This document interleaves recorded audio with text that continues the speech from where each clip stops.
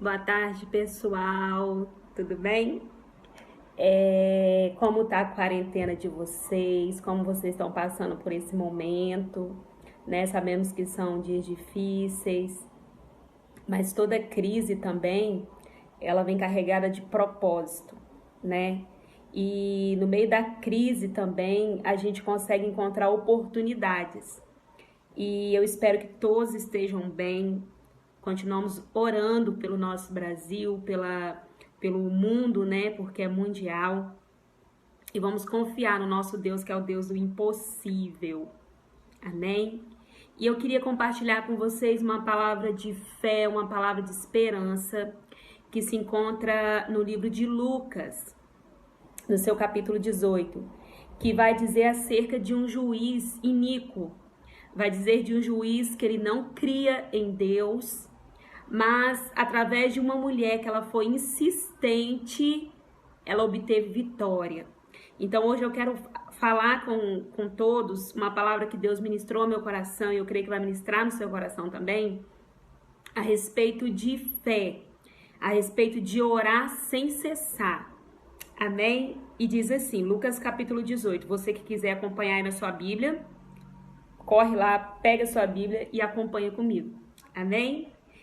Lucas 18 diz assim: E contou-lhe também uma parábola sobre o dever de orar sempre e nunca desfalecer, dizendo: Havia numa cidade um certo juiz que nem a Deus temia, nem respeitava homem algum.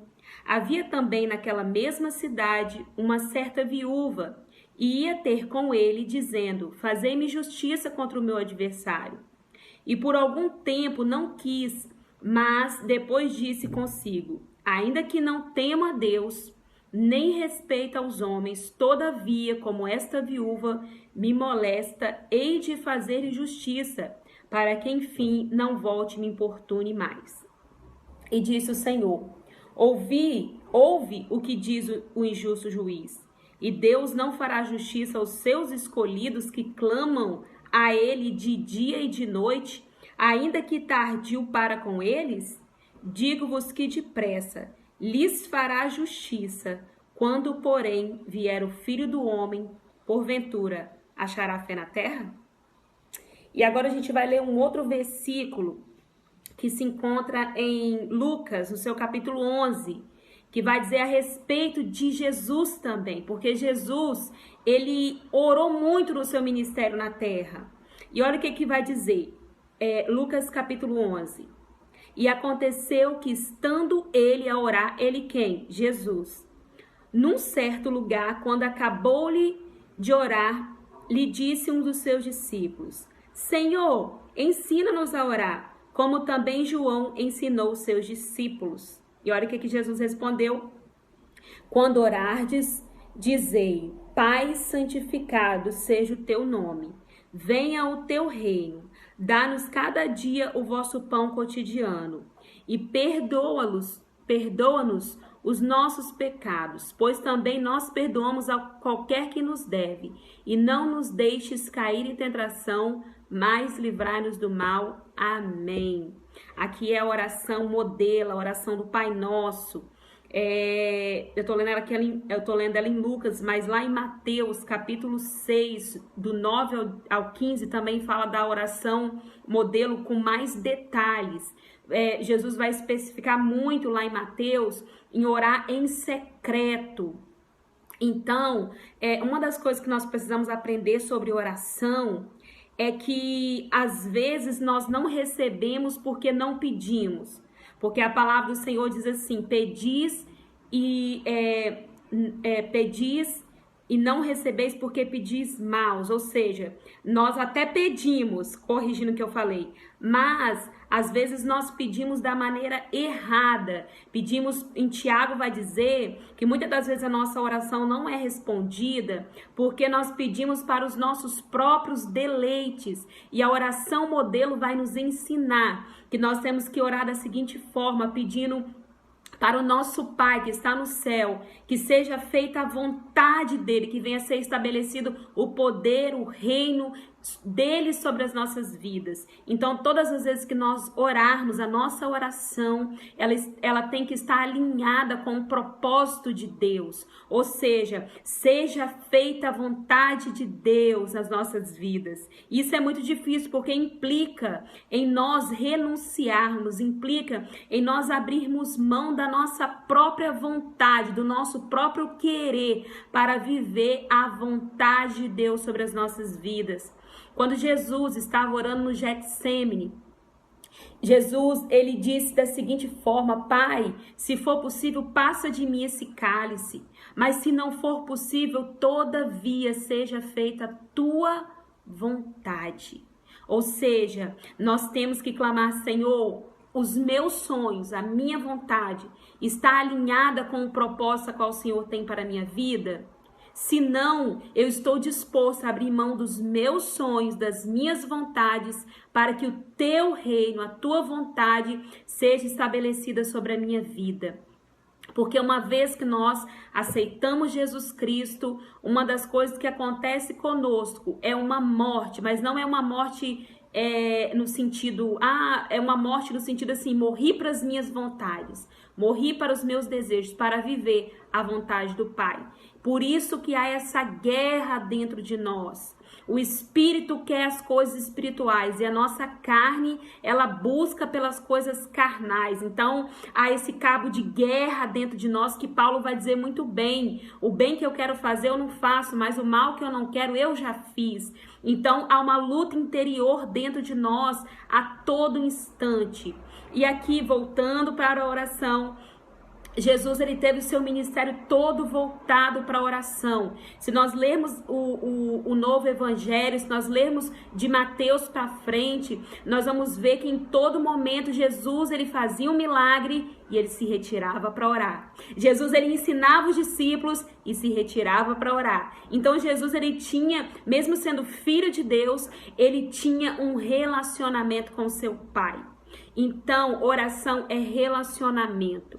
E Jesus deixou bem claro: não seja como os hipócritas e fariseus, que eles oram em pé nas sinagogas para que sejam vistos. Mas quando orar, vai para o teu quarto, fecha a tua porta, que o teu Pai que te vê em secreto, ele vai te recompensar. Então, para a nossa meditação no dia de hoje é orar sem cessar. Nós devemos orar constantemente. Às vezes não quer dizer que você precisa estar o tempo todo de joelho, mas em espírito você está em oração. Você pode estar em oração no seu carro, na sua casa, lavando uma vasilha, limpando o chão. Você pode estar em espírito de oração. E aqui nessa parábola nós vamos ver uma viúva insistente. Oração implica em perseverança. Oração implica em orar sempre sem desistir do teu propósito, ser insistente naquilo que você tem pedido ao Senhor. E essa viúva, ela insistiu e de tanto ela insistir, e esse juiz, ele mesmo não crendo em Deus, ele deu a vitória para essa viúva. Por quê? Para ela não me importunar mais. Então, essa palavra que fica para eu e para você nessa tarde. Orar sempre, sempre, sem desistir. E para dar um outro exemplo, eu vou dar o exemplo de George Miller. Eu estava lendo sobre ele hoje, estudando sobre ele hoje, e é um dos missionários de muita oração. Ele resolveu viver pela fé. E viver pela fé implica totalmente dependência de Deus. E o que esse missionário George Miller fez? Ele, até a sua juventude, ele não era cristão, ele vivia uma vida dissoluta, ele teve envolvimento com drogas, foi preso, e com 20 anos de idade ele se converte e tem a sua vida voltada para o Senhor. E quando ele se converte, ele tem uma experiência de ver um grupo de cristãos orando de joelho, e quando ele vê aquilo, isso dá um impacto na vida dele, e ele começa a entender que o seu propósito de vida, ele começa a entender que ele foi chamado, que ele nasceu para ajudar as crianças órfãos. Então, ele começa a fazer trabalho com crianças órfãos. E o que acontece? Ele começa na sua casa e dali começa a ter 40 crianças. E aquilo ali vai crescendo, crescendo, crescendo. E ele ora ao Senhor, pedindo ao Senhor que ajude ele a cuidar dessas crianças. E quando ele ora, as portas se abrem. E ele abre um orfanato. E ele começa a sustentar mais de 2.000 crianças somente pela fé. Orando, confiando no Senhor. E o que acontece? George Miller, a palavra você vai dizer que chegou um momento, George Miller, ele estava no orfanato com as crianças, ele não tinha nada para dar para aquelas crianças. Quando ele ora na mesa com as crianças, ele diz assim, ele dá graças ao Pai e de repente aparece um moço, bate na porta, ele abre a porta e aquele moço diz assim, eu vim trazer pães para vocês, porque eu estava assando pães para a casa real, só que o pão ele passou um pouquinho do ponto e eu vim trazer para vocês. E George Miller falou assim, foi Deus que assou esses pães para nós. Então, lógico que o contexto que George Miller estava vivendo era um contexto que tinha era um período de guerra, era um período de escassez, era um período onde havia muita orfandade. E George Miller fez uma obra extraordinária. Ele entendeu o propósito de vida a qual ele foi chamado e cumpriu a sua missão e deixou um legado para nós. Você que tiver curiosidade, pesquisa sobre George Miller. Eu estava estudando sobre ele e fiquei apaixonada como que é um homem de fé. E aí fizeram uma pergunta para ele, George Miller, qual é o segredo da oração? Ele disse o seguinte, o segredo da oração é perseverar sempre, orar até que Deus responda. George Miller orou 52 anos para um amigo dele se converter. E quando George Miller morreu, estava no caixão, o seu amigo, quando olha para ele, cai de joelhos no chão e diz, eu me rendo aos pés do Senhor. Ou seja, ele se converteu. Então o segredo da oração é perseverança, é paciência, é bater na porta até que ela se abre, é insistência. E nós estamos vivendo uma geração que é mediatista, que é as coisas da noite para o dia. A Márcia que o diga, né? A Márcia é a ansiedade em pessoa. E a oração, ela nos ajuda a confiar no Senhor, a nos entregar ao Senhor. A oração nos ajuda a acalmar a nossa alma, a quietar a nossa alma, a deleitar no Senhor. Então essa palavra que eu deixo para você nessa tarde e deixo para mim. Eu não sei aquilo que você tem colocado nas mãos do Senhor, mas não desista, bate na porta, insista, porque a palavra do Senhor diz assim, pedi, dar-se-vos-á, buscais e encontrareis. Se vocês sendo maus, sabem dar bons presentes para os seus filhos, imagina eu, o Pai que está no céu, que não farei por vocês. E só para finalizar, George Miller teve 50.000 orações respondidas. Ele tinha os seus diários e no seu diário ele escrevia assim, início da oração. Ele colocava lá o seu pedido e a data que o Senhor respondia. Ele teve 50.000 orações respondidas. Então isso é extraordinário. Isso mostra que ele era um homem que tinha um relacionamento com o Senhor.